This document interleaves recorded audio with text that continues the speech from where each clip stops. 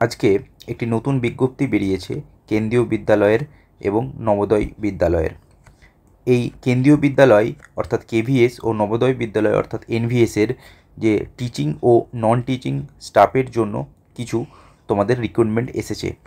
এই রিক্রুটমেন্টের আন্ডারে তোমরা অনেকেই চাও যারা টিচিং ক্ষেত্রে অ্যাপ্লাই করতে চাও না, অর্থাৎ যারা মাধ্যমিক পাস অথবা যারা উচ্চ মাধ্যমিক পাস, যারা গ্র্যাজুয়েশন কিন্তু তোমাদের বিএড বা ডিএলএড করা নেই, তোমরা নন টিচিংয়ের জন্য অ্যাপ্লাই করতে চাও। তোমরা কোন কোন কোয়ালিফিকেশান নিয়ে অ্যাপ্লাই করতে পারবে এবং যদি টিচিংয়ের জন্য অ্যাপ্লাই করতে চাও তোমাদের কি কি কোয়ালিফিকেশান লাগবে, তোমাদের ডিএলএড বিএড এবং তোমাদের হিন্দি ভাষা কম্পালসারি কিনা, সমস্ত বাংলায় তোমরা দিতে পারবে কিনা, সমস্ত তোমাদের কোশ্চেনের আনসার কিন্তু তোমরা এই ভিডিও থেকে পেয়ে যাবে। সো আমি সন্দীপ, ওয়েলকাম টু বিডাব্লিউ। চলো পুরো ভিডিওটা দেখো। এই নোটিফিকেশনের প্রথমে যদি দেখি, প্রথমে একটা জিনিস বলা আছে যে এখানে ফিমেলদের কিন্তু কোনো সেপারেট যে মেল ফিমেল কোনো রিজার্ভেশন বলো বা তোমাদের আলাদা করে কোনো ভ্যাকেন্সিও কিন্তু নেই, ঠিক আছে। দেখো এখানে কোন কোন পোস্টের কত ভ্যাকেন্সি আছে এগুলো একটু তোমরা দেখে নেবে, নয়তো ভিডিওটা অনেক লম্বা হয়ে যাবে।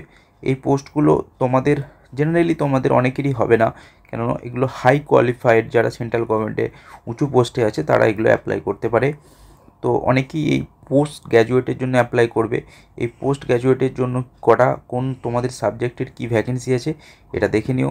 এটা পোস্ট গ্র্যাজুয়েট এনভিএস, দেখো আলাদা আলাদা করে বের করেছে, পোস্ট গ্র্যাজুয়েট কেভিএস আর হচ্ছে এনভিএস, দুটো আলাদা তোমাদের বোর্ডে আলাদাভাবে ভ্যাকেন্সি বের করেছে।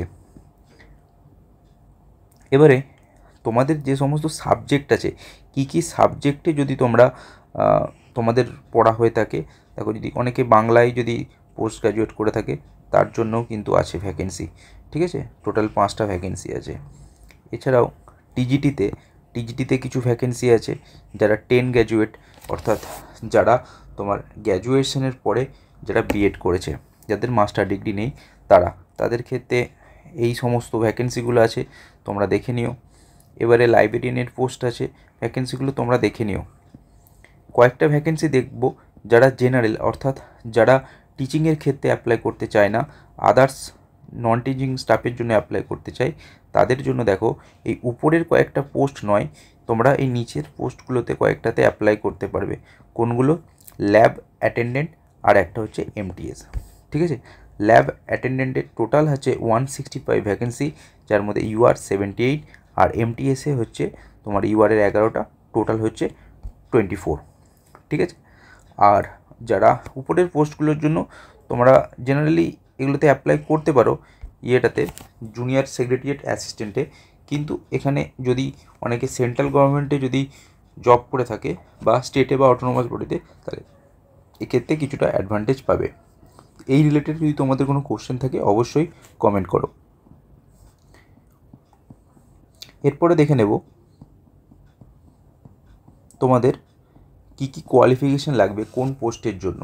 দেখো এই উপরের পোস্টগুলোর জন্য যারা হাই লেভেলে সেন্ট্রাল গভর্নমেন্টে জব করে তাদের জন্য ঠিক আছে, বা যারা মাস্টার ডিগ্রি করেছে এবং তোমাদের বিএড করেছে তাদের ক্ষেত্রে পে লেভেল 12-এর এই জবটা অ্যাপ্লাই করতে পারে। কিন্তু যেটা তোমাদের অনেকেরই কোয়েরি আছে সেগুলো দেখি, সেই পোস্টগুলোর ক্ষেত্রে কী কী কোয়ালিফিকেশান আছে।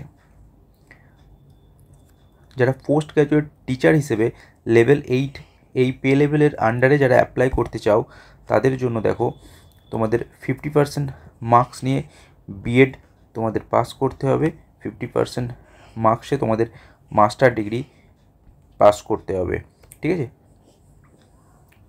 এগুলো তোমাদের দেখে নিও কোয়ালিফিকেশানসগুলো তোমাদের পিডিএফটা আমি টেলিগ্রামে দিয়ে দেবো, নিজের সাবজেক্ট অনুযায়ী দেখে নিও।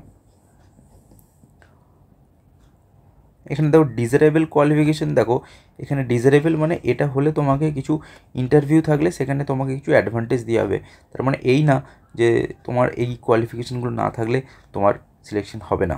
তুমি বেটার পারফরমেন্স করলে রিটেনে বা টায়ার 2-তে সেক্ষেত্রে চান্সেস থাকতে পারে। এবারে দেখো তোমাদের কিছু ভ্যাকেন্সি আছে এবং সেই ভ্যাকেন্সিগুলোর পিজিটির কিছু কোয়ালিফিকেশান আছে, এগুলো দেখে নিও পিডিএফ থেকে। এবারে আমরা চলে যাব তোমাদের জেনারেল পোস্টগুলোর জন্য। দেখো এখানে টিজিটি নিয়ে একটা জিনিস আমি তোমাদের বলে দিই, অনেকের এখানে কোশ্চেন থাকবে। দেখো যারা ফিজিক্সে অনার্স করেছে বা যারা ম্যাথামেটিক্সে অনার্স করেছে তারা এই টিজিটি সায়েন্সের জন্য অ্যাপ্লাই করতে পারবে কি না, এটা অনেকেরই ডাউট থাকে। এটা দেখো এখানে বলা আছে টিজিটি সায়েন্সের জন্য তোমাদের কিন্তু এই সাবজেক্টগুলোকে অবশ্যই অ্যাজ এ অনার্স সাবজেক্ট অথবা অ্যাজ এ সাবসিডিয়ারি সাবজেক্ট হিসেবে তোমাদের কিন্তু পড়ে থাকতে হবে। এই সাবজেক্টগুলোকে তোমাদের সেমিস্টারে কত না 3 ইয়ার্স অথবা 6 সেমিস্টার গ্র্যাজুয়েশনের মধ্যে যেটা আছে। আর এখন যে ইন্টিগ্রেটেড 4 ইয়ার্স 4 বছরের করেছে সেখানে তোমাদের অ্যাটলিস্ট 1 ইয়ার অথবা 2 সেমিস্টার পড়ে থাকতে হবে। দেখো মেন সাবজেক্টে যদি biology, life science, botany, zoology এগুলো থাকে, আর এর সাথে সাথে কম্পালসারি তোমাকে হয় কেমিস্ট্রি কম্পালসারি, কিন্তু বোটানি অথবা জুলজি, আর যাদের বোটানিতে মেন সাবজেক্ট ছিল তাদের জুলজি পাশে আর কেমিস্ট্রি জুলজি পাশে, আর যাদের জুলজি ছিল তাদের কেমিস্ট্রি বোটানি পাশে। ঠিক আছে, বুঝতে পেরেছো? আরেকবার তোমাদের ডাউটটা ক্লিয়ার করে দিই, যারা বায়োলজি বা লাইফ সায়েন্স নিয়ে পড়েছে তাদের ক্ষেত্রে কেমিস্ট্রি এবং বোটানি অথবা জুলজি, যারা বোটানি নিয়ে অনার্স করেছে মেন সাবজেক্ট হিসেবে তাদের কেমিস্ট্রি এবং জুলজি, আর যারা জুলজি মেন সাবজেক্ট রেখেছে তাদের জন্য কেমিস্ট্রি এবং বোটানি। ঠিক আছে, আশা করছি তোমাদের কনফিউশন ক্লিয়ার। আরও যদি কনফিউশন থাকে তোমরা কমেন্ট করো। আর একটা জিনিস দেখো, যারা বিএসসি ফিজিক্স পড়েছে অথবা কেমিস্ট্রি পড়েছে তাদেরও তো ম্যাথ ছিল পাশে, কিন্তু তারা কিন্তু এই পোস্টের জন্য টিজিটি ম্যাথসের জন্য কিন্তু অ্যাপ্লাই করতে পারবে না। এখানে দেখো স্পষ্ট বলা আছে যে বিএসসি অনার্স ফিজিক্স আর কেমিস্ট্রি আর not eligible for the post of TGT math.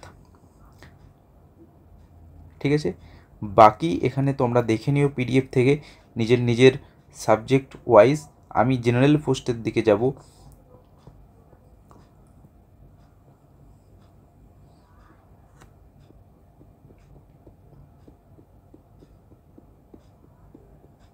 দেখো ল্যাব অ্যাটেন্ডেন্ট এবং এমটিএস।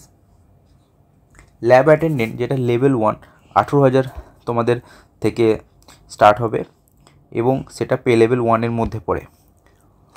আর একটা আছে এমটিএস, সেটাও সেম, এটাও লেভেল 1, এই পে লেভেলের মধ্যে পড়ে। দুটোরই কিন্তু ম্যাক্সিমাম এজ 30 ইয়ার। এগুলো তোমাদের জেনারেল যেমন তোমরা এসএসসি এমটিএস দাও সেই বেসিসেই হবে। ঠিক আছে, এর সিলেবাসগুলো সব তোমরা পাবে। এখানে কয়েকটা পয়েন্ট তোমাদেরকে বলে দিই যেটা কিন্তু তোমাদের চোখে নাও পড়তে পারে, এটা পুরো ডিটেলসে পড়ার পরে জানা যায়। দেখো কাট অফ ডেট যেটা আছে সেটা কিন্তু আমাদের 4 ডিসেম্বর, অর্থাৎ তোমাদের এডুকেশন কোয়ালিফিকেশান হোক, এক্সপিরিয়েন্স হোক, এজ লিমিট হোক বা আদার যে সমস্ত সার্টিফিকেটগুলো রিকোয়ার আছে সেই সমস্ত কিন্তু তোমাদের রেডি থাকতে হবে before last date of the form fill up.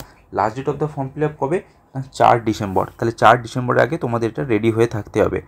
আর একটা দেখো, তোমাদের যারা ইডাব্লিউএস ক্যান্ডিডেট আছে তাদের কিন্তু এটাকে তোমাদের ক্লোজিং ডেট অর্থাৎ 4 ডিসেম্বরের মধ্যে সার্টিফিকেট কিন্তু রেডি রাখতে হবে।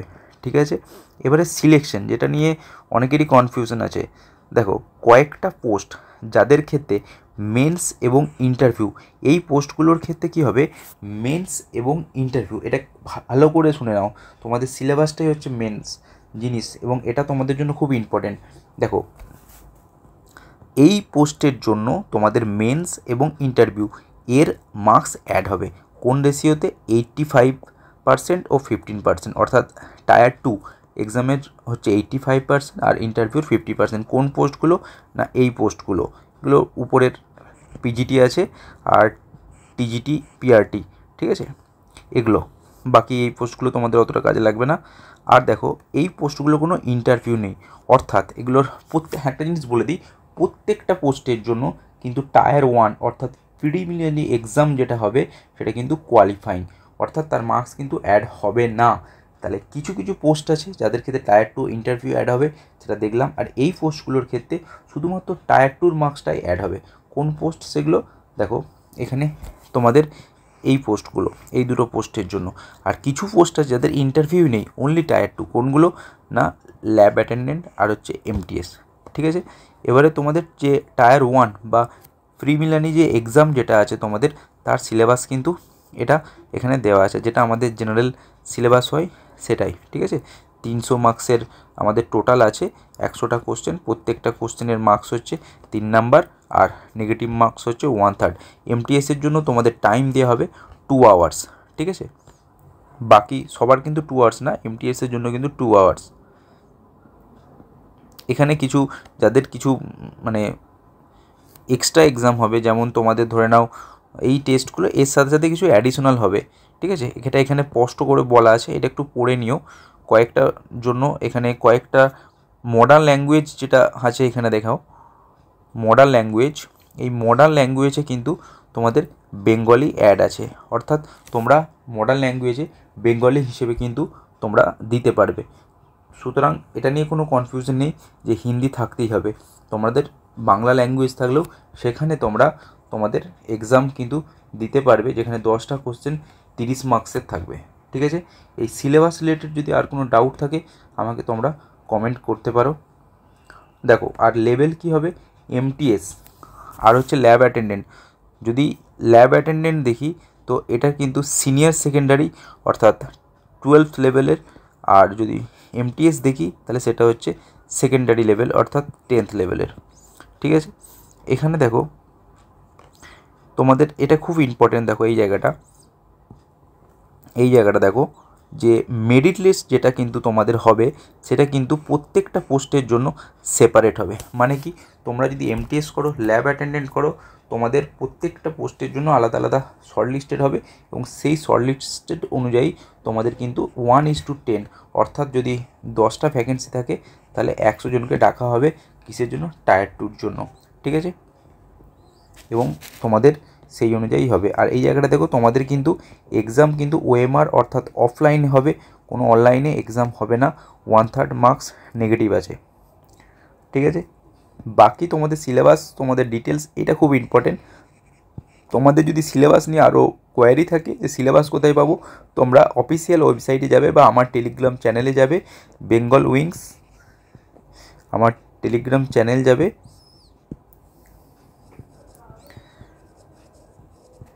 বেঙ্গল উইংস টেলিগ্রামে সার্চ করবে, এখানে কিন্তু পেয়ে যাবে।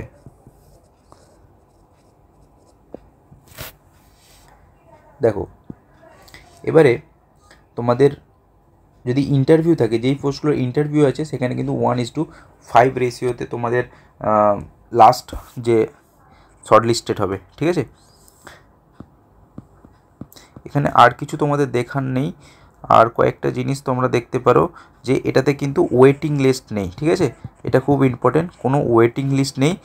আর তোমাদের ধরো কিছু কিছু পোস্ট আছে যেখানে কেভিএস আছে ও এনভিএস আছে, ঠিক আছে। এটা খুব ইম্পর্টেন্ট, ভালো করে শোনো।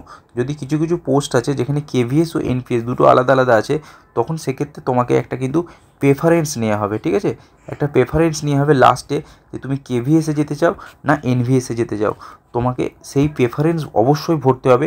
প্রেফারেন্স না পড়লে কিন্তু তোমাদের কোনো পোস্টই দেওয়া হবে না, no post will be allotted to them, ঠিক আছে। প্রেফারেন্স দিতে হবে তুমি কেভিএসে যেতে চাও না এনভিএসে যেতে চাও, সেই অনুযায়ী তোমার ফাইনাল সিলেকশন কিন্তু হবে, ঠিক আছে। এখানে আর লাস্ট আমরা যেটা দেখব সেটা হচ্ছে কী কী আমাদের ডেট আছে, লাস্ট ডেট কবে আছে, আর আমাদের ফিস কী আছে। দেখো এটা হচ্ছে ফিস খুব হাই, যারা জেনারেল ক্যাটাগরি তাদের জন্য কিন্তু তোমাদের 1200 প্লাস 500 অর্থাৎ 1700 টাকা তোমাদের ফিস দিতে হবে ল্যাব অ্যাটেন্ডেন্ট এবং এমটিএস দুটোর ক্ষেত্রে। তুমি যদি এর জন্য করতে যাও তোমাকে 1700, এর জন্য করতে যাও তোমাকে 17। কিন্তু যদি তুমি কেভিএস ও এনভিএস দুটোকে আলাদা আলাদা করতে চাও তাহলে তোমাকে আলাদা কোনো ফিস পেমেন্ট করতে হবে না, ঠিক আছে। এটা এখানে বলা আছে ফর এ সিঙ্গেল পোস্ট।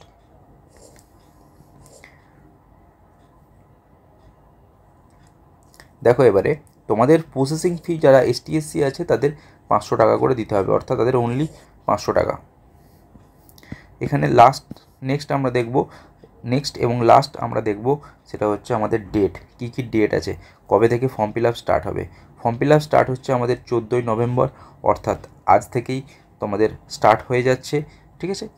আর তোমাদের লাস্ট ডেট আছে 4 তারিখ, ঠিক আছে। লাস্ট ডেট পর্যন্ত অপেক্ষা করো না, জলদি তোমরা ফর্ম ফিল আপ করে দিও। নমস্কার। যারা নতুন আছো অবশ্যই চ্যানেলটিকে সাবস্ক্রাইব করে দিও। এই ধরনের সমস্ত প্রিপারেশন রিলেটেড গাইড তোমরা এখানে পেয়ে যাবে। Thank you.